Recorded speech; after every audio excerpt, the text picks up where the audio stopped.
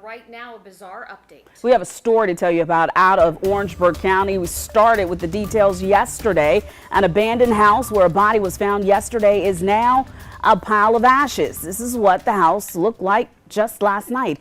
Several people from the Norway community heard stories indicating the house was haunted. A group went there, and once inside, they made a disturbing discovery. Yeah, News 19's Julia Kaufman is live in Orangeburg now in the town of Norway with an update on this very bizarre, creepy story. Julia, what can you tell us? Andrea, bizarre and creepy are a great way to put it. Here in Norway, this house has burned down to the ground. All that's standing are the two brick chimneys. You can actually still see smoke coming off the rubble. You can still smell it, and it happened earlier this morning. The house burned down. Now, investigators are calling this suspicious because, as you said, just 2 days prior, a body was found on the back porch in a freezer. Now, a group of people were out here four-wheeling.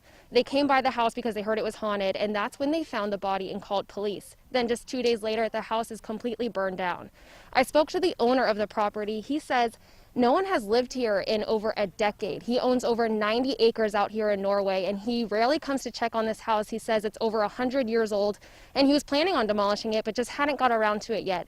And now this disturbing turn of events has happened. So investigators are still trying to figure out who that body is that was found in the freezer, when they died. They're trying to figure out how this house was burned down or why it was burned down. And we've been seeing people come drive by to see this house that is now just a pile of rubble, a smoking rubble. And investigators are still trying to figure out exactly what happened, but we'll have more for you at 6. Darcy, Andrea? All right, such a disturbing story. Thank you so much, Julia. We'll check in with you in a little bit.